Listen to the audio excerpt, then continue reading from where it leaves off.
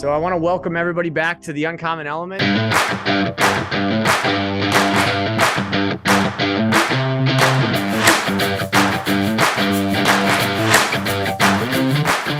Today, I have a very special guest with you guys. I have Brian Hess. You can see sitting in front of me if you're watching on YouTube or out there.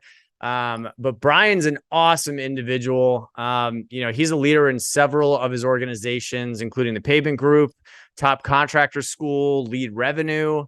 He's got his own podcast. I think you do like a daily clip every day. I see on social media, man, just dropping knowledge to help people out there. You've got your coaching programs, with the Top Contractor School, but it seems like you probably do a little bit of that too on your own. Outside of that, you're an author and just a great human being, man. I've watched you on stage, drop a lot of knowledge and a lot of value out there, and I'm just excited to learn more about your journey here and welcome you to the show. So welcome, Brian. Thanks, brother. I appreciate you having me, man. Thanks for all the kind words and looking forward to digging in here. Yeah, absolutely. So, I'd love to learn a little bit more about your journey, and maybe some of the inflection points in your life that probably have taken you down the uncommon path of where you are today, right? Being that leader in your community, being that leader in your businesses. And I just see leader in front of your name all the time. Right. And I think a lot of that probably comes back to the way that you lead yourself. Even before we hopped on air here, we were talking about being selective with your time and making sure that, you say no more than you say yes, just so you can continue to be productive. But I'm curious, is there any kind of like one point in your life where you felt like was an inflection point that changed the trajectory of your life?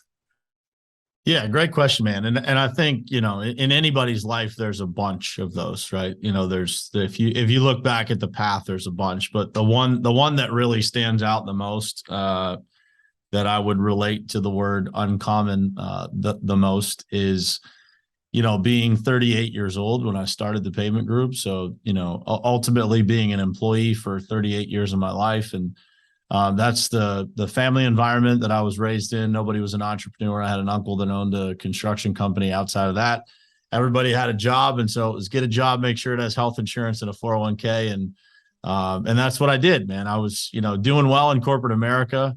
I always say the biggest killer of dreams in America is the multiple six-figure job, multiple six-figure job in a corporate setting. And that was me, man. And so, I went from the corporate setting for most of my life. At 30 years old, I relocated halfway across the country, from Pittsburgh down to Florida.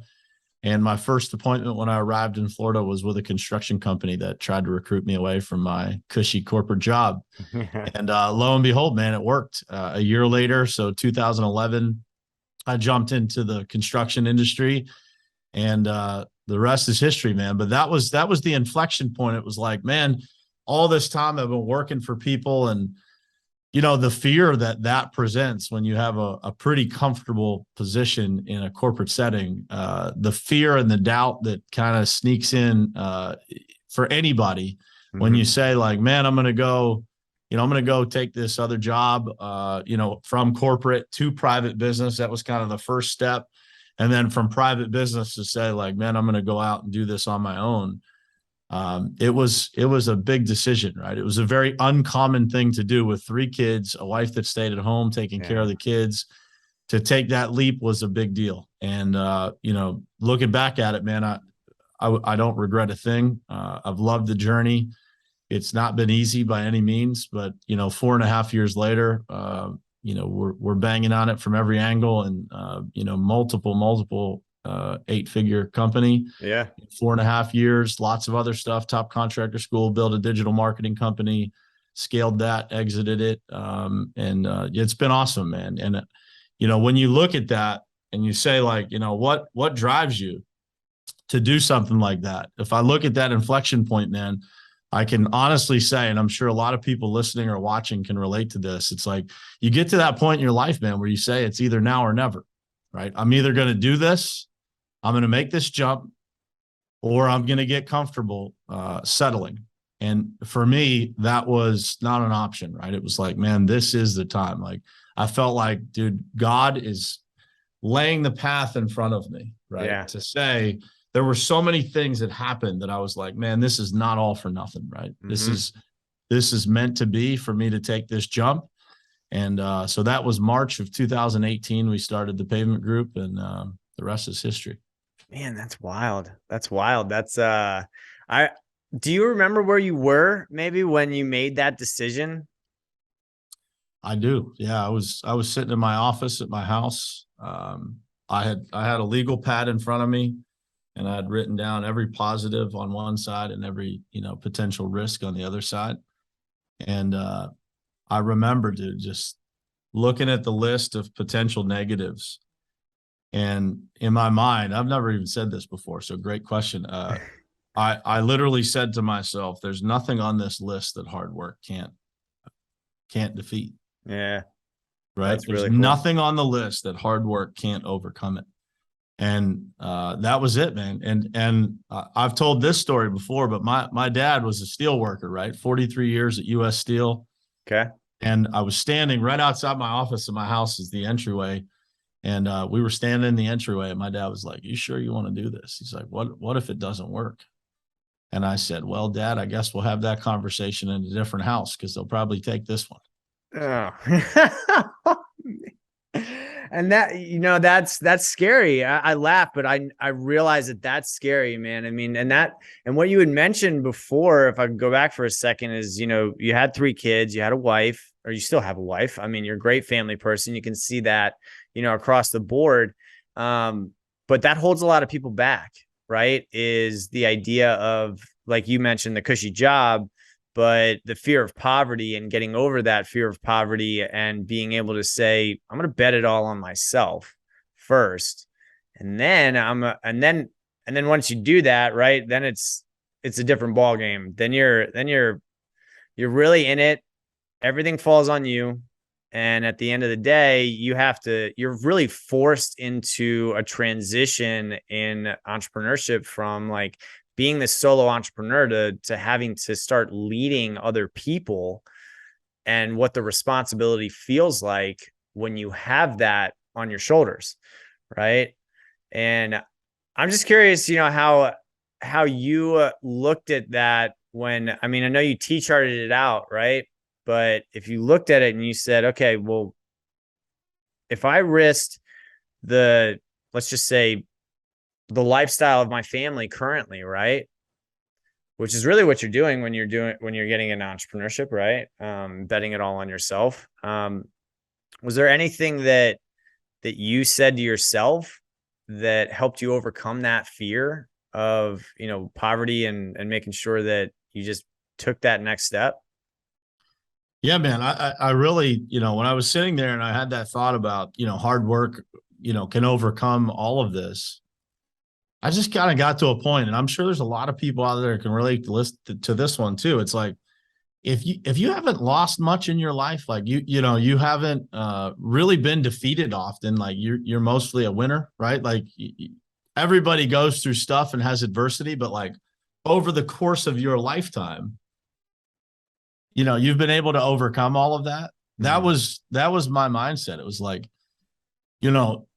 I believe that scenario drove me to success faster, right? Because it was like, there's no option here, right? Yeah. Like, at the end of the day, there's zero chance that I'm going to let my wife and kids down. And so for me, it was like, the first year of this business, I felt like I was getting chased by a bear every day, right? Because there's a limited amount of funds. You're trying to cover payroll. You're trying to figure out, and in our business, in the construction business, especially the paving business, you've only got so many months to make it happen before it snows again. And then you have, 5 or 6 months where there's not a lot of business. And we didn't start till March 28th in 2018. And so I was just telling this story the other day in the office here. I'm like, when, and a lot of people say this, like, man, I was 16-hour days. Like, I'm not joking, man. It was 16 to 18 hours a day, 6 or 7 days a week for as long as I could remember. Yeah. And, to the point that I moved into a new house in the middle of a year. And literally, I moved into the house on a Friday and I left to go manage a big job for us on Sunday. And my wife was left to move, finish unpacking the boxes and take care of the kids and, all that kind of stuff. And if the benefit of entrepreneurship is, you get the ultimate definition of freedom. Mm-hmm. And as long as you're willing to sacrifice, man, the rewards are unbelievable, right? And it's not just financial. It's the fulfillment of being able to offer people opportunities and to be able to create a culture that people get to work in that energizes them, that makes them not just better at their job and happier at work, but ultimately that spilling over into the family structure and creating better moms and dads at home. And, all of that stuff is what I'm passionate about. And so for me, every place that I ever worked taught me something about how to create what we have now. Some of it is what to do. Some of it is what not to do. Right. But either way, man, you live and you learn, right? And you get to a point where, you just want to be better and you want to create a space that's better for other people. And when you get to that point of being able to create that space, man, it's magical. You wouldn't give it up for anything, right? There's nothing you could do now. You'd have to pry it out of my dead cold hands to be able to not create every single day an environment, an energy that allows people to be their best. Yeah. Nice. I see that. And that's true. And you brought up a really good point there is what's your sacrifice? What are you willing to sacrifice? Because I'm guilty of this in the first company that I started was I didn't really truly understand the type of sacrifice that it was going to require offhand. I knew that I was willing to do the work. I'd always had good work ethic, really great work ethic, from like just looking in terms of success from the past. But hard work's only going to go so far. You got to be able to scale that eventually, which means you have to transform yourself, not from being like an individual player on, an all-star team, but being a leader on, an all-star team. And in order to scale to the heights that you guys have, especially in the pavement group, I mean, you have to have those sacrifices in line. You have to understand that, you're going to lose family time or you're going to lose some of those other aspects because your business is going to require that from you at certain points. But then eventually, like you said, right, the ultimate freedom. And can you delay your gratification on that in order to say, hey, I'm willing to sacrifice this for however long it takes in order for me to live the lifestyle that I truly want. And eventually you find your purpose through that. Yeah. And that's it, man. And there was something you were saying, leadership and, figuring out like becoming the leader of people. Mm-hmm. And I think it's important to note too, like as you grow, take it all the way back to your first comment. You're like, man, I don't think I was prepared for, what it took my first time. I'm not sure that people would start if they really knew. Right. That's true. At least a lot of people. So it's that. Kind of a blessing, the sense of delusion that you have of what it's going to take is almost a blessing. Right. Yeah. But then you get in and you become a good leader of people and, that will take you pretty far. But ultimately to get where the final destination is for a lot of people, definitely for me, it's you have to retool yourself to become a leader of leaders. Yeah. And that's a really, it's a painful process to go through, man, because, what you have to learn and how you have to grow and how you have to humble yourself to be able to get to that point. It's challenging at times. And to have all of that you're learning on top of, the complications of just running and scaling a business. And in my case, several of them at the same time, right. It presents challenges, man. And, you hit the nail on the head. Like I used to say to my wife, like, I promise you this will pay off. I promise you this sacrifice will not be for nothing. And dude, there were days that I was sat at my desk and thought like, man, I hope I'm telling the truth. Right. Like, I hope that this is, because we all have those moments where we say like, man, is this going to work? And that's the fire of entrepreneurship, man. It's like, that's what keeps you going. And for me, last year we were recording some content for a branding statement video. You guys can go check it out on my YouTube channel. It's the first video that comes up. And at the end of that video, my wife says, when we were recording this content, she said, every single thing you ever promised me came true. And that, like, dude, makes me emotional, right? Because you think, thank God, right? Because you don't know, man, when you're making the promises. It's confidence that allows you to make that statement, but you don't know, right? And so that's the balance. It's like the hard work, the perseverance, the knowledge, the discipline, all of those things go in together to create the result. But at the core of all of it, brother, is faith. If you don't have faith in yourself, faith in a higher power, faith that God's going to get you where you need to go, you got nothing, man. Because at the end of the day, that is at the foundation of entrepreneurship, is just a massive amount of faith. Mm-hmm. You're going into uncharted territory on a daily basis. My advisor says to me about a month ago, he says, the CEO is the dumbest position in the company. And I said, wait, what? Like, instantly, like, you're like, wait a minute. Very interesting statement. Yeah. But what he means is, like, the least about what you're doing. Mm-hmm. And it's true. Like, you don't know, man. You're figuring it out with almost every decision. Experience reduces the amount that you don't know.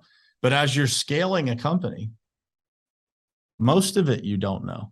Yeah. You're going by instinct, by knowledge, reading books, acquiring the knowledge that you need. But it's faith, man. It's faith, hard work, discipline, all that stuff integrated together, get you to a point where you can deliver on the promises. Yeah. No, I agree with you 100%. I mean, it goes back to, when you say that statement, it goes back to something that I've always lived by, not always lived by, but since I read it, I've lived by this, is you have to have a burning desire. You've probably heard this, right? Burning desire mixed with absolute faith. And then you got to have a plan of exactly where you're going, right? And that's a really hard statement for people to figure out, especially even when they get into business, right? Because we see all this shiny object syndrome all the time. I deal with it all the time when I'm talking with my clients, right? Is, well, what about this? Or what about that? Or what about this? It's like, we said, this is our bullseye. This is where we're going. That has nothing to do with it. Bro, it's the dichotomy of a founder. Right. The reason why you're able to start a business, because you see a problem and you believe you can solve it. Mm-hmm. So that's inherently, it's part of the DNA of the founder, right? Part of the DNA of the successful founder is being able to say no. Yeah, I agree. And I think that there's a transition in entrepreneurship that really everyone goes through at a certain point, where you're just really starting to figure things out, right? In the beginning of your first couple of years, and you might be chasing revenue because you got, like you said, you got to make payroll, and you're worried about it. You got all these anxiety and stress. So you got to create deals. But eventually, like, you have to shift that focus, and you have to kind of narrow down what you really want in terms of your services, what you provide to your clients, what kind of experience you want to have, especially within the culture, which I am incredibly excited to talk to you about how you develop your cultures, because, it looks to me, and starting multiple businesses, guys, by the way, at the same time, is incredibly difficult. And not a good idea, by the way. I would not suggest it to others. Yeah, I would agree with you on that. It's very difficult. Yeah. But I'm wondering, I mean, I'm not 100% sure about your corporate background. I come from a corporate background myself, right? Working in tech. But, ultimately, you're going to learn a lot of lessons from that corporate background that you can bring into your entrepreneurship career. But if you look at, those larger organizations, they give you a lot of breadcrumbs, especially when you start. And something that I learned was, especially while I was at Oracle, was this idea of vertical stack, right? Of stacking, if you're going to start multiple businesses, stacking those businesses in a way that they actually work together. And can you kind of talk how you talk about how you have identified those problems in the market and then brought those into, this umbrella that you have now? Yeah, it's interesting, man. I'll take you all the way back. So 2013, I'd been in the construction business for a couple of years, was, really deeply immersed into this, kind of side of things that are national accounts. So like, big companies, most of which you either shop at, get your gas at, bank at, receive your packages from, whatever. These Sure. large national accounts is who I was servicing, which was a comfortable thing for me transitioning from a corporate background. It was pretty easy for me to sell in these environments and build those types of relationships. Mm-hmm. And I remember the first time we ever had a job that was outside of our immediate area, and we had another contractor complete that job. And I remember looking at the balance sheet of this job, and I'm like, man, we did pretty well on this job, and we didn't perform it, right?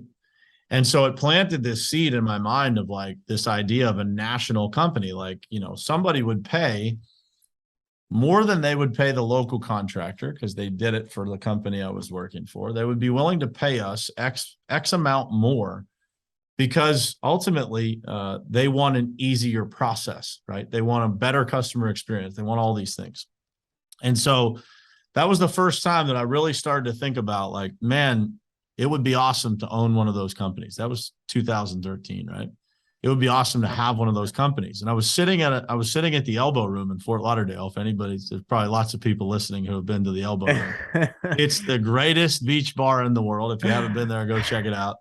But I'm sitting there with one of my buddies and I said, man, so like, just imagine, dude, if you had this national company, you got all these subcontractors and partners that, around the country, and everything that they would need. So they would need marketing, they would need equipment, materials, advisory, coaching, mergers and acquisitions potentially. Like they would want to go to places, go to conferences or retreats and learn about. And so I literally, man, etched this out. I'll send it to you when we get off of it. I etched this out on a bar napkin That's of this awesome. idea. And my buddy looks at me and he's like, dude, that'll never work. What? He's like, that'll never work. He's like, because I'm like, man, you could get discounts on this stuff for your, for everybody that's in your network. And here's the places where you could potentially make additional money or create additional companies. And that idea never left, man. And so now if you look at the circle, it's just a bunch of pods outside of a big circle in the middle. Mm-hmm. I own like, almost half of that circle. But to your point, it's verticalized opportunity that is all related. We're not out, selling to random people that aren't in construction. Everything that we do is primarily focused on the same group of people. It's focused on serving the same clients. Yeah. And being able to build that out. Number one, people want to buy from the people that they trust and they want to do it over and over again. Right. Sure. Yep. So if you can offer them a great experience in multiple verticals, and you can build teams that can support that, it's a great opportunity for people to potentially scratch the itch of the shiny ball, but not get too far outside of the realm. Now, with that said, again, it's about timing, right? It's like, don't do it too soon is the advice that I would give. And, for me, man, it was a challenge to keep everything going at times. Like, that's why I say I wouldn't recommend it to people. Like you got to really get some advice on when is the right time to do it. And, lucky for me, my old man taught me just how to have a hell of a work ethic. And I was able to outwork all the problems. But, at the end of the day, it's about getting in that lane and doing a really good job at everything that you do. And as you do multiple things, what you figure out is that to do something really, really well, you got to be incredibly focused and you have to build out teams in all of those places.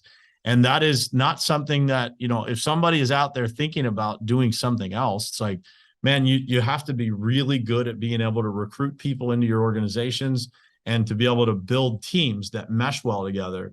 Because if you don't do that, then they all become separate entities that are all, more challenging to run versus, they complement the cultures of each other really well. Yeah. And that rises the whole ship. Right. And so that's the idea behind it. But yeah, it all started, man, on a bar napkin in a bar in Fort Lauderdale, Florida.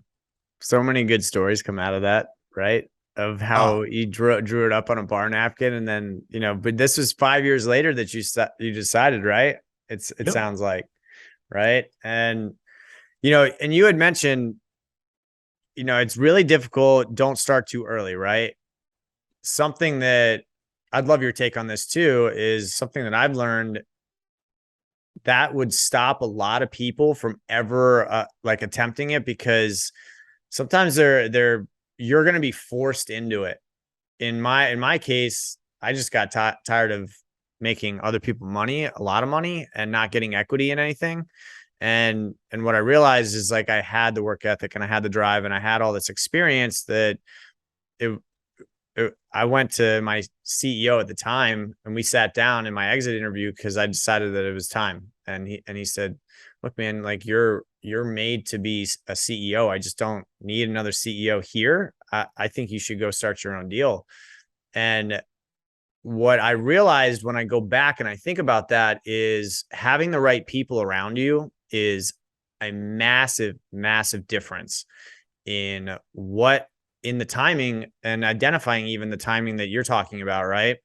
But also, you know, leveraging those relationships so you skip over, you know, the 10, 20 years of the pain that you might have to go through because you're leveraging that experience already.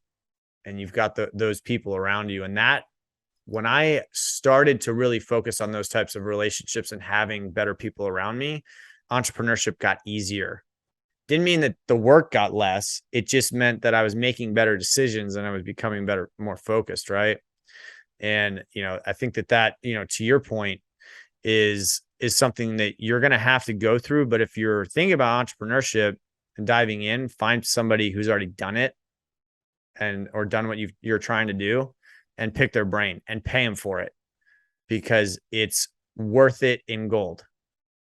It's absolutely worth it in gold. You know, interesting. So I've got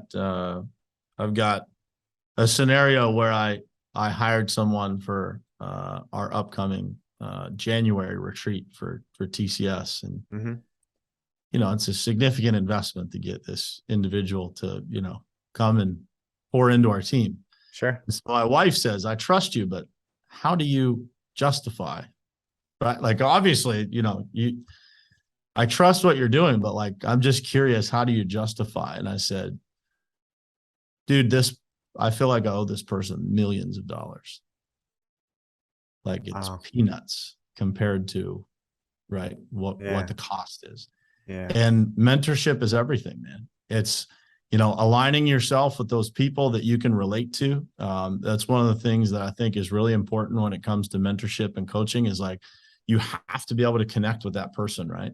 You got to be able to relate to them. They got to be able to relate to you. And then, you know, understanding that there's levels to everything, right? Like, you know, as you go through it, you know, there's going to be point A to point B, and then B to C. It may or may not be the same mentor, right? Like, you know, you might have to go get multiple. Like, I got a whole list of down the road, all the advisory that I'm going to need in order to get where I'm trying to go. And it's significant, dude. It's like, you know, you need somebody for your fitness. You need somebody for your finances. You need somebody for business. I got somebody for culture and alignment and all. And so when you think about that, it's like, who you choose to pour into you and who you choose to spend your time with from a mentorship standpoint, probably one of the most important decisions you could make in your career. Yep. Because they're going to make everything go faster. They're going to make the revenue. They're going to pull, you know, if you have a goal to be $100 million business, you pick the right mentor, you pick the right person to advise you, the 100 million's coming faster than it ever would before, right? You can pull it forward. And so time is relative, right? How fast you can get somewhere is all dependent on the amount of information that you have, and then the amount of trust that you can pull in, right? So if you can get people to trust you, and you can paint the vision, and you get people bought into going fast, and you got all the right advisory, man, you could do some crazy things in a short period of time, from having all of those elements lined up together. And it's a battle, man, because everything you think, you mentioned earlier, you got to have a plan. And when you said it, I was thinking like, man, I wish I had the battle plan from like day one that I had in my head, right? Like, because, it's interesting to think like how much of it worked and how much of it, is you change on the fly. And, I always tell people, if you want to create a plan, you have to have a plan, right? Without a plan, you got nothing. Yep. But you got to be willing to break it. You got to be willing to alter it, and you got to be open-minded, because sometimes, dude, you get punched in the face on the first snap of the ball, right? Yeah. And It's like that Mike Tyson. if your Mike ego Tyson is so set on the fact that your plan has to be right, dude, you're going to suffer significantly, right? Definitely. I agree. But if you're open-minded enough to say like, I've been wrong a lot of times before, I might be wrong here again. And you have the awareness about you to say like, maybe we should try something else. That's what it takes. And again, mentorship helps, right? When you get punched in the face on the first snap of the ball, call somebody, because they probably have been through it before. Yeah. And that's a great point, because that's, you had mentioned, different areas of your life, right? And you building, I label it more of your board of directors, right? Of just your life, right? And who do you trust enough to go to ask those questions that you believe that they've gone through that type of experience before, and just had that kind of outside perspective, 30,000 foot view, when, even as CEOs, you're the guy at the 30,000 foot view, but then you got somebody else that's been there too, that's a little bit further along than you, or a lot further along than you. And, leveraging that is worth millions of dollars down the road in every area of your life. No question, man. And it's all interconnected, right? Like you can't be winning massively in one area of your life and losing in the other, and be the best that you can be, because, your subconscious mind does crazy things when you're not paying attention. And, what guilt you carry around, what, lack of awareness, what problems you got that you haven't resolved, what conflicts exist that you're ignoring, right? For the time being, all those things will eat you up over time. Right. And so it's about, handling things, being willing to have the conversations, being willing to admit when you're wrong, being willing to lean into everything difficult, ultimately, is how everything ultimately gets easier in the end. And that's a hard thing to learn, dude. Like, I don't feel like it ever gets easier. It's like you get harder. A little better at it, but it doesn't get easier, right? Like, it's like, you might do it faster. You might avoid those things for less time when you figure out that it's the right thing to do. Yeah, man, it's always tough, right? And I think people have a delusion of thinking that someday it will get easier. And I would say, I don't think it gets easier. I think it's different, right? Like, what do you think about this is, would you agree that you probably get better at rebounding from failures pretty quickly? Like, as you go through your entrepreneurial career, or, yeah, I just think your ego gets less damaged every time you get punched in the mouth. Like, it's like, dude, if you get hurt by everything that goes sideways, you're probably not doing enough, right? Because, as you fight through the difficulties of growing anything worth it, you're going to go through some tough times. And, I'm just speaking for myself and my own experience. It's like, over the last 4.5 years, not people ask me all the time, like, dude, nothing seems to bother you. And I'm just like, dude, most of it's insignificant, right? Like, it's like, because it's very few things that you deal with that are really life-changing, and until you get busy enough that you experience that over and over and over again, you're probably still going to get hung up on some things, right? Like, you're going to be more likely to be hung up on it. Yeah. But when you got, 70 things flying at you at a time, it's like, man, you learn real quick how to sort and prioritize what really matters, because if you get stuck on the wrong thing, man, you're letting a lot of people down. And so, here it's like, dude, it's not about me anymore. It's about these people that make it happen here every day. And my job, my role is to set the vision and get the stuff out of their way. Right. And that's, so when those things happen, probably the best advice I could give people is don't be selfish. Don't look at yourself and how it impacts you. Look at the bigger picture, man, and it'll help you get over things faster, because most of the time it is insignificant. We get hung up on how people are going to view us or what people are going to say, or, we worry about all those things that are small ball, right? And until you get super busy where you're like forced out of the small ball thing, you don't realize how valuable it is to not play that game, right? Mm-hmm. To not just, don't be selfish. Don't think about yourself. Think about the bigger picture. And the old cliche quote is, if it won't matter 5 years from now, don't spend more than 5 minutes on it. And it's the truth. It's like, the things that ruin companies, man, and slow down growth are gossip, right? Yeah. People gossiping, the lack of conflict, the lack of just embracing conflict. Resentment builds when those things happen, right? Yeah. So when there's gossip and a lack of conflict, people get resentful of each other, which is solved in one single conversation. I just said this to somebody this morning. I'm like, that's so dude, true. people have all these things in their mind that they say like, oh, this person, they think this, or what if they think that? It's like, dude, why don't you just call them on the phone? Yeah. Ask them. And within minutes, you're going to figure out that it probably wasn't what you thought it was, and that it's not that big of a deal, and that life's going to go on, right? And so when you figure that out in business and from a culture standpoint, it's one of the things I'm most proud of here is that we've built a culture of being open. If you're mad about something, man, or you're upset or you think something, say it. And we don't have any limits. Like, we obviously try to be respectful. We don't air dirty laundry in a public setting on a group call or something like that. Sure. But we want you to speak, and we want you to say what's on your mind, because it's what creates a family. It's what creates a real culture of togetherness. And the whole idea, social media has created this ability, for people to just run to their corner, right? I'd said this morning.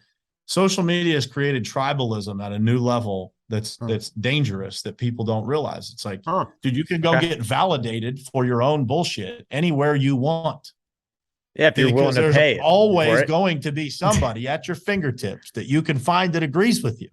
Yeah. And so be careful of that, right? And so inside the company, we try to avoid that by having open and honest communication, man, and embracing conflict at a level that most people are uncomfortable with, right? Yeah. And then but once they experience it, once they're in that element of embracing conflict and they figure out, holy shit, man, this actually works. This is a way better environment. We can just speak to each other and resolve problems like that. Then they become big fans of it, right? And then, by the way, that goes home, it goes into their marriages, it goes into their relationship with their kids. And that's what we need in the world, man. We don't need any of this, I'm going to run to my corner and you run to yours. And, we're going to go sit with all the people that agree with us. What a terrible way to live. I know. And it only creates divide. I'm not into that. I'm more into unity. I mean, most leaders would say the same thing. It's just like the same guys, like the Navy SEALs that I talk to is, all these guys, anybody crying for war has never been in war before.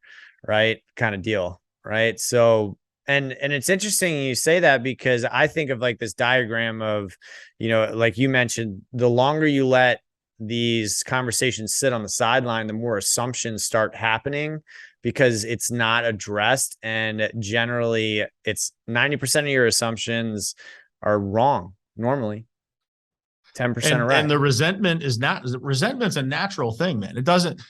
Resentment doesn't build because, two people don't like each other.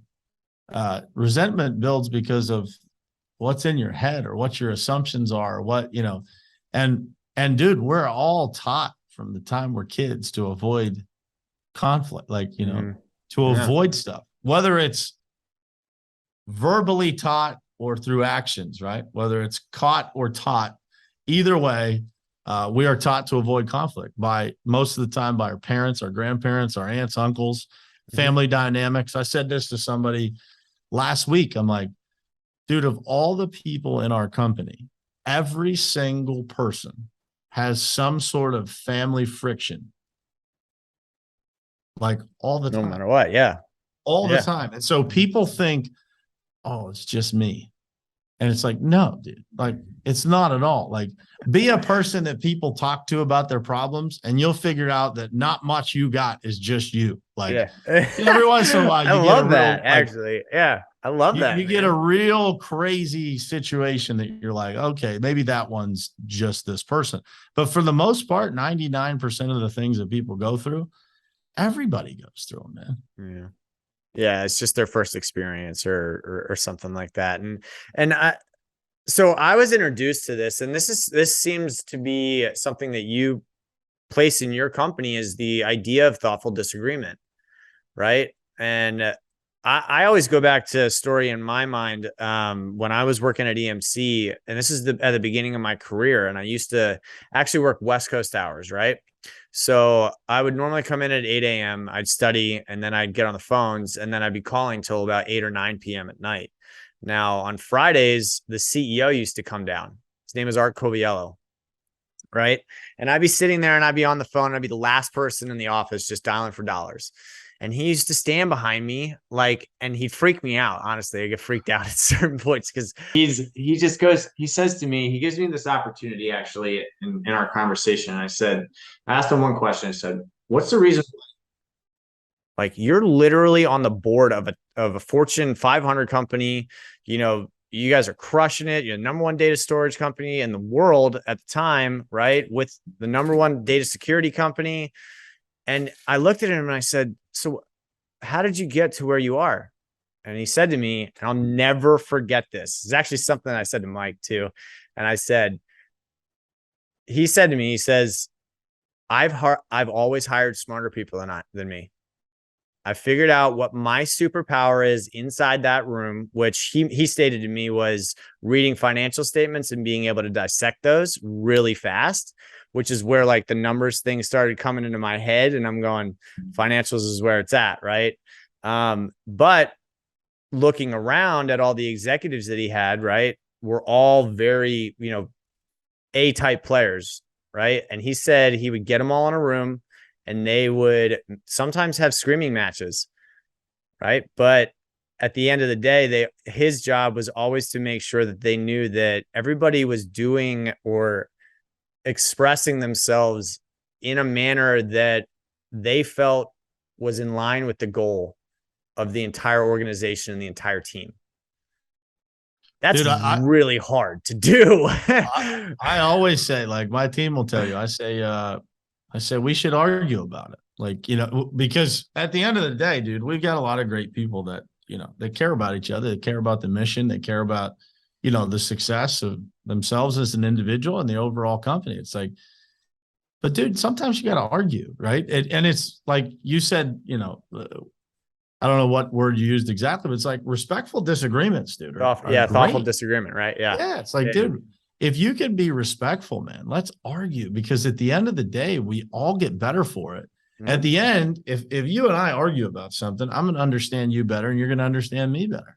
Mm-hmm. And as long as, we're not, calling each other names and being disrespectful or telling you your idea is stupid, then we're good, dude. Like, we're going to come to a great conclusion. And in the process, we become tighter as a family, as a unit through that process of growth, man. You got to break it all down. And through those, what I notice about disagreements, like, people are more honest.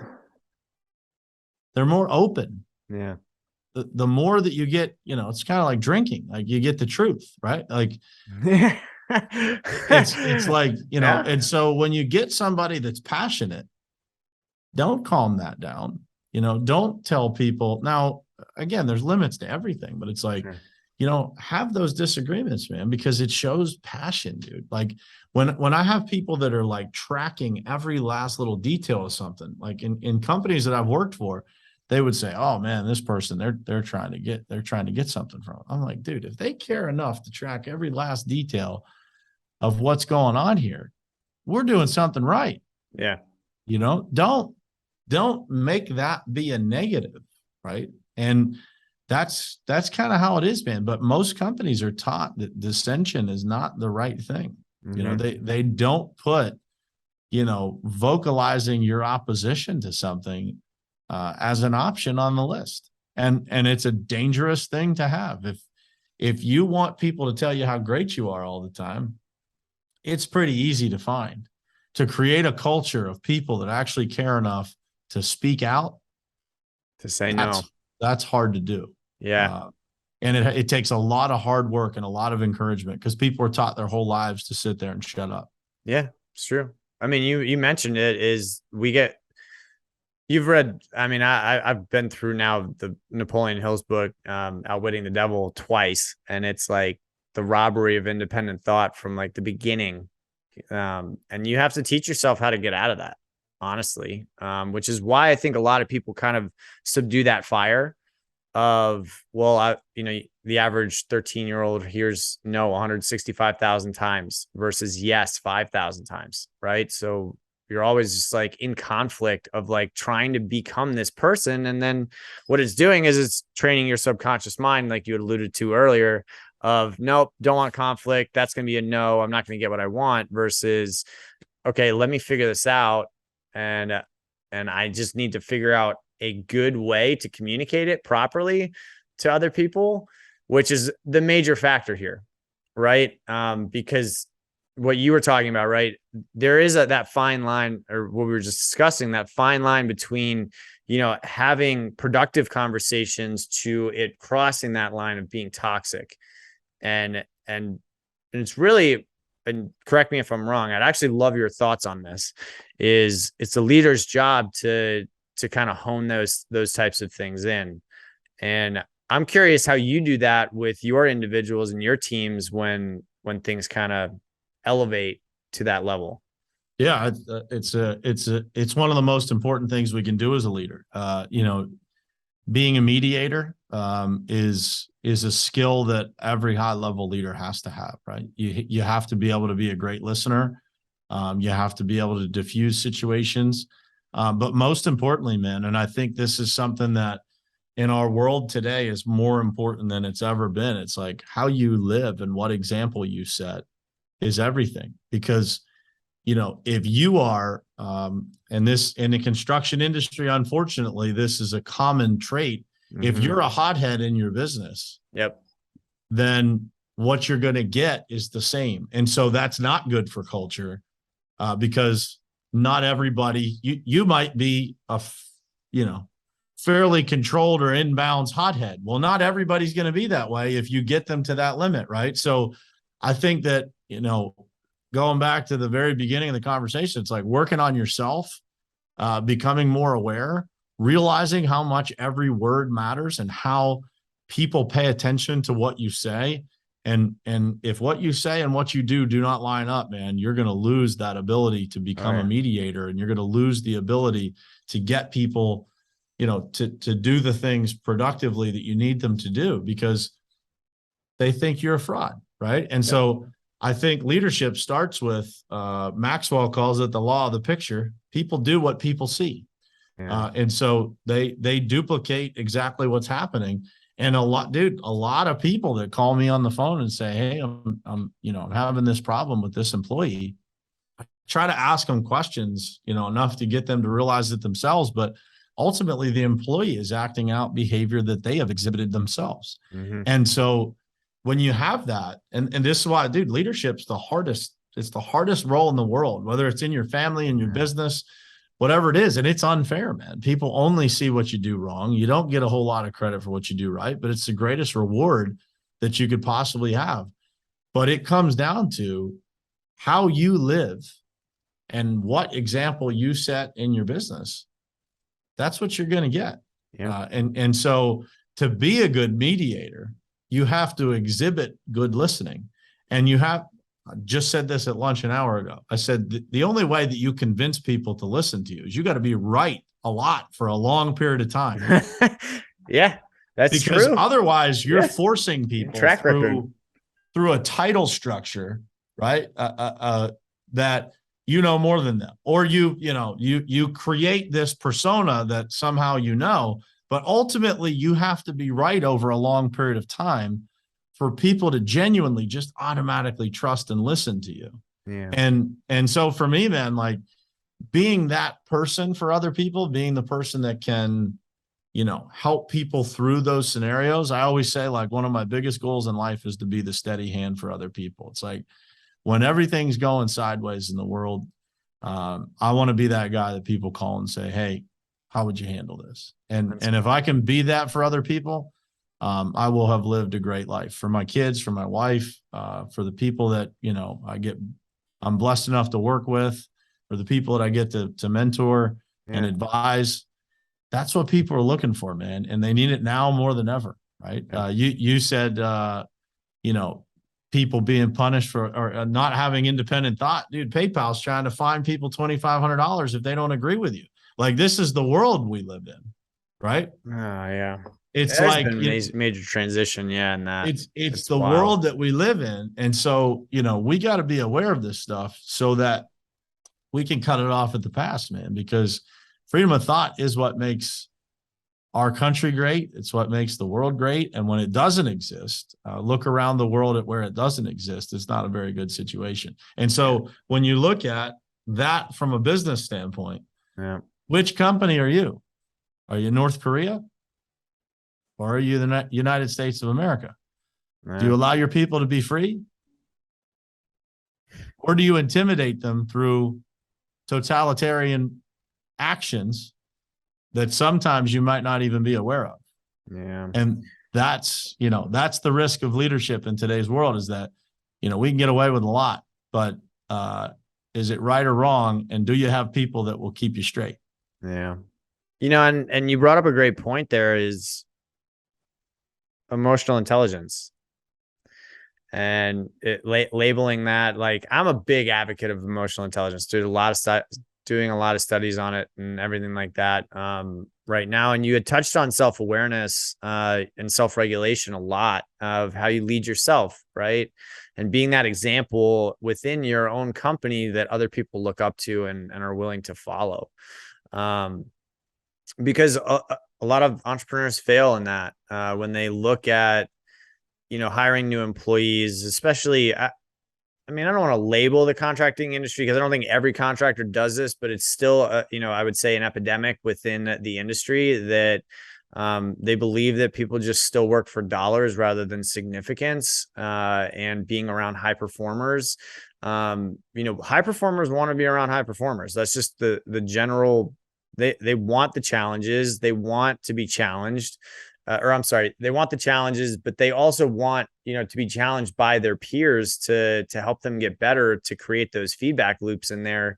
And that requires you to, temper your ego and really like lean into that super ego, which, core values is something that I kind of equate to your super ego, of how you're going to regulate your ego. But a lot of people, especially veterans in our industry, have a hard time with that, just because maybe they've been working in it for 30 years and that's always been the norm. And it's hard to, teach an old dog new tricks. Well, I think that's bullshit. I mean, how bad do you want it? Like, and if you can start to tap into and identify what levels you have of emotional intelligence, especially around your self-awareness and self-regulation and motivation, right? Those are all the intrinsic portions of that. And even I've had to learn better empathy skills of taking in other people's perspectives, not to just say yes. This is something that we talked about earlier, right? Not to just say yes, but take the other person's perspective into account so you guys can make the most intelligent decision possible. That like, people think empathy is just looking at it and saying, yeah, looking at somebody else and saying yes. I find that a lot. And I go, no, that's not the purpose of it.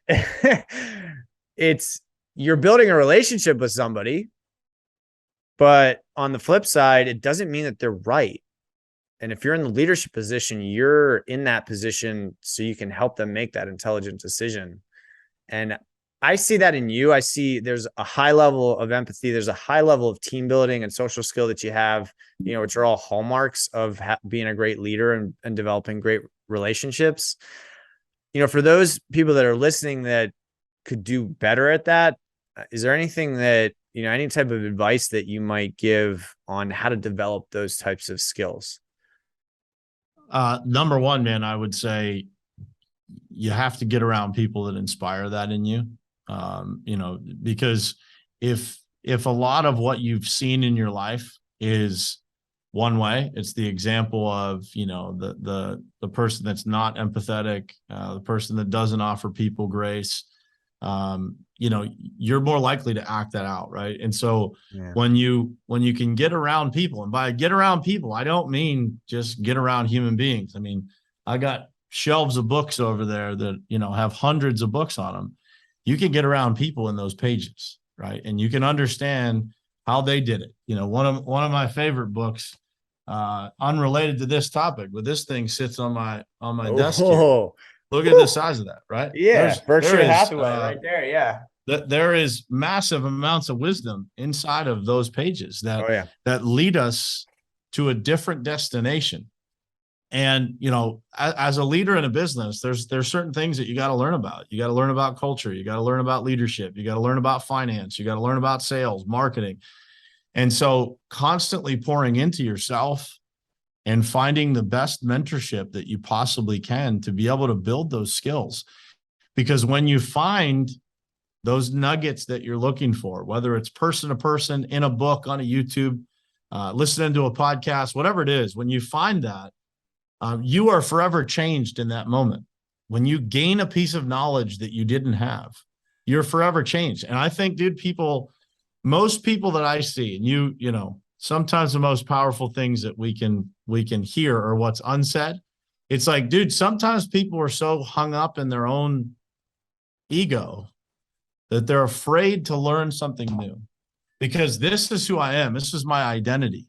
And if I show a crack in that identity, man, what if people figure out who I really am, right? People have a fear of that. It's like, no, dude, you are good enough, man. You're good enough as the real you, not this persona, this tough, whatever. I deal with this all the time, man, in the construction space. It's like, you are good enough. You were put on this earth for a reason. You're good enough exactly how you are, right? The real you. The real person that wants to have empathy, that wants to understand somebody's opinion that disagrees with them, so that you can learn. It's not about winning or losing. It's about learning, right? Understanding a person that's within your family, organization, that, you can do better with. And so I think it's get out of your own way. It's the best advice I could give people. It's just like, it's not as complex as you think. It is about learning and understanding, and how could I do this differently? Finding the right people that can help you down that path. Dude, I've learned a ton just from following people on social media, right? And listening to those little nuggets that they throw out there that you're like, man, that's it. And going back to where we started, it's like, find those people you can relate to, man, and they'll get you to here. And then maybe you have to switch it up to somebody else to get to here. And you become more well-rounded with every piece of information that you gather. It's for me this year, my goal was to read 100 books. I have 80 down so far. And it's like, I didn't think that was even possible, dude. That's a lot of books, man. And that's a lot of time. Possible. That's a lot of time. You're a busy guy too. It's a commitment, man. Yeah. And like, dude, if I got to listen at 1.7 speed on Audible, that's what's going to happen. Right?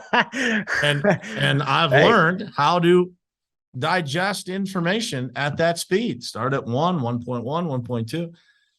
Dude, you just got to be committed enough to want to learn. And once you have that, once you have a real burning desire to be the best leader, the best example, the best everything that you can be, finding those things, they'll be put in your life, man. Watch. It's happened to me. Like I look up sometimes, man, I'm like, how does this happen, man? How do these people who are mentoring me now, how do they even show up, right? But that's, it comes to like, can you humble yourself enough to just say, I can be better, right? And I'm going to put in the work, whatever it takes to be able to do that, because the people that depend on me deserve it. Yeah, I agree with that. 100%, man. I mean, and that's a lot of people struggle with that because and my recommendation to you, if if you're struggling with this too, is try and find one thing to focus on first. I had a friend of mine, really good, really close friend of mine, explain this to me, and he was talking actually about meditation, but I think it goes across a lot of platforms where it's like take all the sticky notes off your face and put them on like on your desk, and that's how he explained meditation to me is like, because I was like, I got all these thoughts and it's always running through my brain and blah blah blah. He's like, you should probably try meditation. I think that's probably going to help you, right? But what I found is if I have too many things that I'm focused on, I won't just be specific. So I had to go back and re-engineer it and be like, I'm gonna focus on one thing in this area of my life for what I think are 7 key elements, right? And that's all I'm focusing on for each one of those elements. It's just one thing. And when you kind of dial it back and you're focused on that one space, then you can start making decisions on your daily process of what's going to get you to that end result that you're actually aiming for. That's been a huge thing. So I'm curious for you, and you had mentioned, and I'd love to, kind of, I want to be respectful of your time too. And I know you're a busy guy. So, are there any habits that you've seen in your life that have really transformed, your capabilities of being this high performer and achieving these uncommon levels of results, not just in your business, but in your family and in your community and just across the entire construction space? I think it's, I'm hesitant to tell people like, what time you wake up in the morning, like, that detailed of an approach. What I will tell you is there's no question about it that routines and rituals are the answer, because, if you do something all the time, right, you get into a routine of doing it, and whatever that is that works for you, I believe you have to figure that out for yourself. Not everybody's going to get up at 4:15 in the morning. Nope. That doesn't work for some people. Mm-mm. Not every, some people are way better at staying up at night, right? And so, but I do believe that if you look at a daily routine, you look at a weekly routine, you look at a monthly, in my case, quarterly, there's things that I do daily, weekly, monthly, quarterly. Having that kind of laid out as to like, what is the baseline, right? Like, what does it look like if I'm checking the boxes? Because the more boxes I check, you talked about, the podcast. So I've put the podcast on pause for a couple of months now. But, I had 536 episodes before I hit pause. Yeah, it's crazy, man. So it was 8 a.m. Monday through Friday for 536 episodes, right? Unless I was traveling, I was in front of the camera sitting here talking to people for 20 or 30 minutes. Yeah. And it just built a muscle in my life. Like, you become more reliable to yourself. You become more reliable to others. I can't tell you how many times a customer would say to me, so 500 episodes, because to them, and hear this, like, what people look for in you, if they're going to depend on you, is consistency. Yeah. Yes. They look for somebody that's going to show up and do what they say they're going to do. And, that sounds simple, man. It's not easy. Nope. If you are banging on all cylinders, man, it's hard. It's exhausting to be great. Mm-hmm. And, when you think about that from the standpoint of where you're at in your life right now, if you're not where you want to be, my guess is that consistency is what's missing. It's consistency in those things that will take you from good to great. Yeah. It's consistency in the things that will take you from great to the highest levels you could ever imagine. And that's what it is. It's a rhythm in your life. It's it's building momentum and creating momentum yourself that will get you to the levels that you want to be at. And so for me, that's what it is. It's like, how consistent can you get? And then what are you doing? Right. Because listen, man, you go on the internet, there's plenty of people to tell you what time to wake up in the morning and how to live your life from, whatever, 4 a.m. to whatever time. But it's like, there's more to it than just that. Right. Like there's more to it. There's a depth of understanding of what it takes to be successful as you, as an individual, because it's going to look different for everybody. You know, I see people that go and, you know, try to duplicate Gary Vee's schedule or what he does or what advice. It doesn't work, man. You got to figure it out for yourself. And when you figure that out, you got a big leg up on everybody, because most people never figure it out. Yep. Yep. Those keystone habits. I mean, I call them non-negotiables in my own life, but those are definitely key. They become your rock. And if you start with one, mine was exercise. Normally, if you're like me and I just had my shoulder replaced, now it's going to be meditation for me to get my mental workout and make sure that my brain's in line. But you know, it is critical. Your habits are critical. Your routine is critical, and that consistency is absolutely. I'm 100% in agreement with that, because you can be disciplined for a certain period of days, but if you look at the studies, it really takes you 1,800 days to do something consistently for it to be a habit for the rest of your life.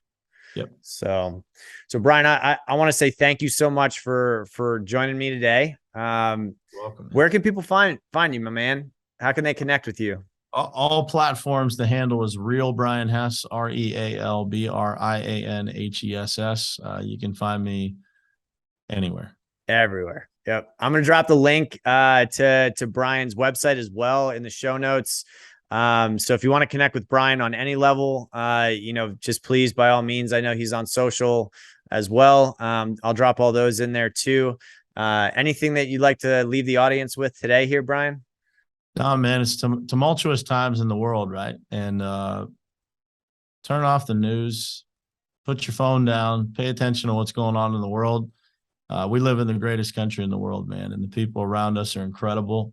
Don't let the world convince you otherwise, right? It's a beautiful life if you make it that way.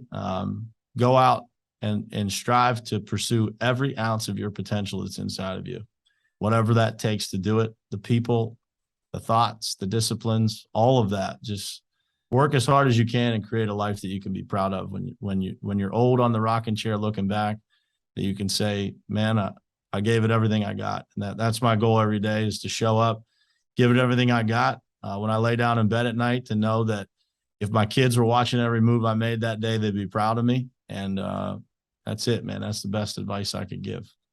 That's some great advice. So thank you guys for listening. Thank you, Brian, for being here. You know, you guys can find more episodes and this episode on my website, which is uncommonelement.com. And any questions or concerns, just shoot me an email. It's the uncommonelementpodcast@gmail.com. And if you'd like for me to kind of bridge the gap here between you and Brian, you can do that way as well. So don't forget to hit that like and subscribe button and drop us a review. I know Brian dropped a lot of great knowledge for you guys today. So again, Brian, thank you for your time, my friend. It's always a pleasure to have you and see you. And I look forward to the next time. Likewise, brother. Thanks for having me, man. Absolutely.